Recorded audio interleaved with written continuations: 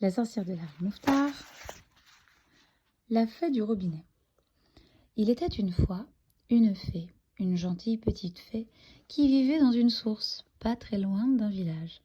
Vous savez, n'est-ce pas, que la Gaule, autrefois, n'était pas chrétienne, et que nos pères les Gaulois adoraient les fées. À cette époque, les gens de ce village adoraient cette fée-là. Ils portaient à la source des fleurs, des gâteaux et des fruits, et même les jours de fête, ils mettaient leurs plus beaux habits pour y venir danser. Et puis un jour, la Gaule devint chrétienne, et monsieur le curé interdit aux gens du pays de porter des offrandes et de venir danser autour de la source. Il prétendait qu'ils y perdraient leurs âmes, et que la fée était un diable. Les villageois savaient bien que ce n'était pas vrai, cependant, ils n'osaient rien dire, parce qu'ils avaient peur du curé. Mais les plus vieux d'entre eux continuèrent de venir en cachette pour déposer leurs dons près de la source. Quand le curé s'en aperçut, il se fâcha tout rouge. Il fit dresser à cet endroit une grande croix de pierre, puis il organisa une procession et prononça au-dessus de l'eau un tas de paroles magiques, en latin, pour chasser la fée. Et les gens crurent vraiment qu'il avait réussi à la faire fuir, car pendant 1500 ans, plus personne n'entendit parler d'elle. Pourquoi? Parce que monsieur le curé l'avait fait partir. Il croyait qu'il l'avait fait partir. Les vieux qui l'adoraient moururent, les jeunes l'oublièrent peu à peu, et les petits-enfants ne surent même pas qu'elle avait existé. Même les curés, ses ennemis, cessèrent de croire en elle.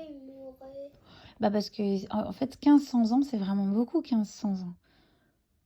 1500 ans, c'est 115, en fait, tu vois. 1500 ans, si j'ai pas de bêtises, oui, c'est ça, 1500 ans. C'est, par exemple, nous, on vit jusqu'à 80, 90 ans, tu vois. Donc 1500 ans, ça fait beaucoup plus, quoi. Et donc pourtant, la fée n'était pas partie. Elle était toujours là, dans la source. Mais elle se cachait, car la croix l'empêchait de sortir. Du reste, Vous avez déjà vu des grandes croix sur le bord de la route, avec des pierres, en Bretagne, par exemple? Ah bon, d'accord. Des grandes croix de Jésus, mais sur le bord de la route, par exemple, en pierre. Très très grosses, des fois plus grosses qu'un humain. Et donc, en fait, la grosse croix l'empêchait de sortir. Du reste, elle avait bien compris que personne ne voulait plus d'elle. C'est le curé qui avait fait mettre cette croix-là, parce que le curé voulait que tout le monde aille à l'église pour le prier lui, et pas aller danser à la source. Elle était coincée apparemment, puisque la grosse croix, dans le livre, ils disent qu'elle l'empêchait de sortir. Mais du reste, elle avait bien compris que personne ne voulait plus d'elle. Patience, pensait-elle, notre temps est passé, mais le temps des chrétiens passera lui aussi. Un jour, cette croix tombera en morceaux, et de nouveau je serai libre. Un jour, 2 hommes passèrent près de la source. C'étaient des ingénieurs. Ils remarquèrent que l'eau en était abondante et claire, et décidèrent de l'utiliser pour le ravitaillement de leur ville, de la prochaine ville. Quelques semaines plus tard, arrivèrent les ouvriers. Ils enlevèrent la croix, qui les gênait pour travailler. Puis ils captèrent l'eau de la source et l'emmenèrent par tuyau jusqu'à la ville. C'est ainsi que la fée se retrouva un beau jour dans une canalisation qu'elle suivit à l'aveuglette pendant des kilomètres en se demandant ce qui avait pu arriver. À mesure qu'elle avançait, le tuyau se faisait plus étroit, se divisait de plus en plus en plusieurs tuyaux secondaires. La fée tournait, tantôt à gauche, tantôt à droite. Et pour finir, elle aboutit à un gros robinet de cuivre au-dessus d'une pierre à évier. C'était une chance pour elle, car elle aurait pu aussi bien tomber dans une chasse d'eau. Et dans ce cas, au lieu de la fée du robinet, elle serait devenue la fée des cabinets. Mais par bonheur, cela n'arriva pas. Oh, pardon, mon cœur. Ce robinet et cet évier faisaient partie d'une cuisine. Et cette cuisine était située dans un appartement magnifique, ma chérie. Vraiment magnifique. T'as fini? Presque, hein? Je peux voir si t'as fini. Et cette cuisine était située dans un appartement où habitait une famille d'ouvriers comprenant le père, la mère et les 2 grandes filles. La fée resta longtemps sans se manifester à eux, car les fées ne se montrent pas pendant le jour. Elles ne sortent qu'après minuit. Le père travaillait dur, la mère aussi. Les 2 filles fréquentaient l'école, de sorte que tous étaient couchés à 10 heures au plus tard. et que personne n'ouvrait le robinet de toute la nuit. Une fois, cependant, l'aînée des filles, qui était gourmande et mal élevée, se leva, sur le coup de 2 heures du matin, pour aller voler dans le frigidaire. Elle prit une cuisse de poulet, la rongea, mangea une mandarine, trempa son doigt dans un pot de confiture, le lécha, après quoi elle eut soif. Elle sortit un verre du buffet, alla au robinet, l'ouvrit. Mais voilà qu'au lieu d'eau, il s'échappa du robinet une toute petite bonne femme en robe mauve, avec des ailes de libellule, qui tenait à la main une baguette surmontée d'une étoile d'or. La fée, car c'était elle, se posa sur le bord de l'évier et parla d'une voix minuscule, et d'une voix musicale. « Bonjour, Martine !» J'ai oublié de dire que cette petite fille s'appelait Martine. « Bonjour, madame, répondit Martine. « Veux-tu être gentille, Martine ?» demanda la bonne fée. « Donne-moi un peu de confiture. » Martine était, comme je l'ai dit, gourmande et mal élevée. Cependant, elle vit que la fée était bien habillée, avec des ailes de libellule et une baguette magique. Elle se dit « Attention, cette dame est une belle dame, et j'ai tout intérêt à être bien avec. » Aussi répondit-elle avec un sourire hypocrite. « Mais certainement, madame, tout de suite, madame. » Elle prit une cuillère propre. Elle la plongea dans le pot de confiture et l'attendit à la bonne fée. Celle-ci battit des ailes, volta autour de la cuillère et y donnant quelques coups de langue, puis elle se reposa sur le buffet et dit « Merci, Martine, en récompense de ta gentillesse, je vais te faire un don. À chaque mot que tu diras, il te sortira de la bouche une perle. » Et la fée disparut. « Bah ça alors, dit Martine. » Et comme elle disait ces mots, 3 perles lui tombèrent de la bouche. Le lendemain matin, elle conta l'histoire à ses parents, non sans jeter une quantité de perles. Sa mère porta ses perles au bijoutier, qui les trouva fort bonnes, encore qu'un peu petites. Si elle disait des mots plus longs, dit le père, elle grossirait peut-être. Il demanda au voisin quel est le mot le plus long de la langue française. Une voisine, qui avait des lettres, leur répondit que c'était le mot « anticonstitutionnellement ». « Anticonstitutionnellement » Ils obligèrent Martine à le répéter. Elle obéit, mais les perles n'en furent pas plus grosses. Plus allongées peut-être et d'une forme un peu plus biscornue. De plus, comme c'était un mot très difficile, Martine le prononçait mal. Et les perles étaient de moins en moins bonne qualité. Tant pis, dirent les parents. De toute façon, notre fortune est faite. À partir d'aujourd'hui, la petite n'ira plus à l'école. Elle restera assise à table et parlera toute la journée au-dessus du saladier. Et si elle s'arrête de parler, gare à elle. Martine, qui, entre autres défauts, était bavarde et paresseuse, fut d'abord enchantée de ce programme. Mais au bout de 2 jours, elle en eut assez de parler, toute seule, et de rester immobile. Au bout de 3 jours, cela devint un tourment. Et au bout du 4e, un supplice. Et le soir du 5e jour, pendant le dîner, elle entra dans une grande colère et se mit à crier « Zut, zut, zut !»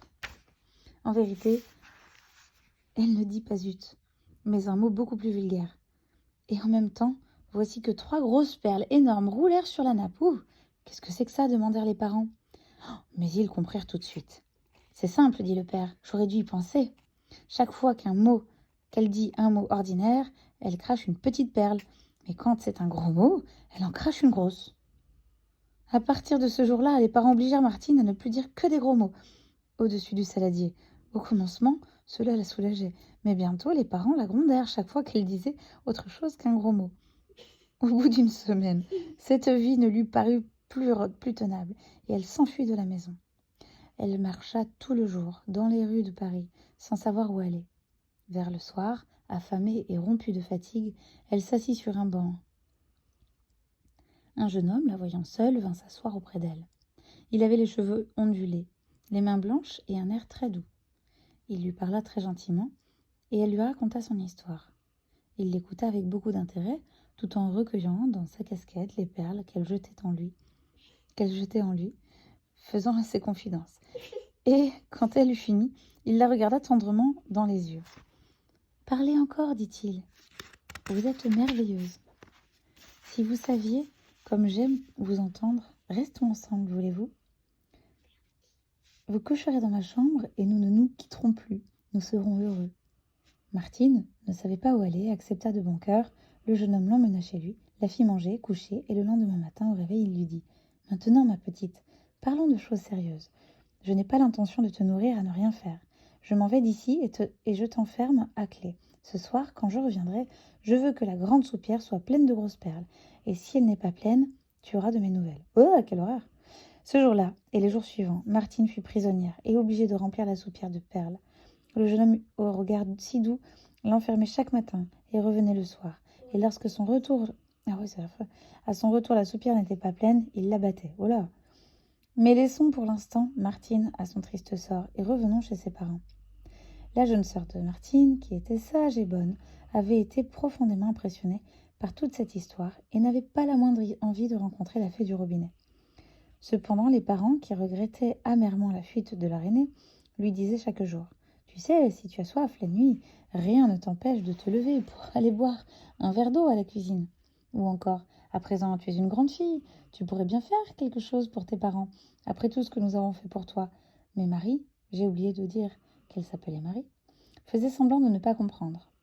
Un soir, sa mère eut une idée. Elle servit à dîner une soupe aux pois cassés, des filets de hareng, du petit salé aux lentilles et pour finir du fromage de chèvre, de sorte que la nuit suivante, Marie ne put dormir tellement elle avait soif. Pendant 2 heures, elle resta dans son lit à se répéter « Je n'irai pas dans la cuisine, je n'irai pas dans la cuisine ». Mais pour finir, elle y alla, en espérant que la fée ne sortirait pas. Hélas, à peine le robinet tourné, la fée s'en échappa et vint, en voletant, se percher sur l'épaule de Marie. « Marie, toi qui es si bonne, donne-moi un peu de confiture. » Marie était très bonne, mais elle n'était pas bête, et elle répondit « Merci bien, je n'ai pas besoin de vos dons. Vous avez fait le malheur de ma sœur, c'est grandement suffisant. D'ailleurs, je n'ai pas le droit de fouiller dans le frigidaire pendant que mes parents sont couchés. » La fée, qui, depuis 1500 ans, avait perdu l'usage du monde, fut piquée de cette réponse et dit d'un air déçu « Puisque vous êtes si peu aimable, je vous donne un don, pour don, qu'à chaque mot que vous direz, il sortira de la bouche, il vous sortira de la bouche un serpent. » En effet, le lendemain, au premier mot qu'elle voulut dire pour raconter la chose à ses parents, Marie cracha une couleuvre. Elle dut renoncer à parler et leur expliqua par écrit ce qui s'était passé la nuit dernière. Tout affolés, ses parents la menèrent chez un médecin qui habitait 2 étages plus haut dans le même immeuble. Ce médecin était jeune, sympathique, fort bien considéré dans le quartier et promettait de faire une belle carrière. Il écouta le récit des parents, puis il fit à Marie son plus charmant sourire et lui dit « Allons, ne vous désolez pas, tout cela n'est peut-être pas si grave. Voulez-vous me suivre dans ma salle de bain ?» Ils passèrent tous dans la salle de bain. Une fois là, le médecin dit à Marie « Penchez-vous bien sur la baignoire, comme ceci. Maintenant, dites un mot, n'importe lequel. »« Maman » prononça Marie. Et en même temps, une grosse couleuvre glissa de sa bouche dans la baignoire. « Très bien, dit le médecin. Et à présent, dites un gros mot pour voir. » Marie rougit très fort. « Allons, lui dit sa mère. Un petit gros mot pour le docteur. » Marie, timidement, murmura un gros mot. En même temps, un jeune serpent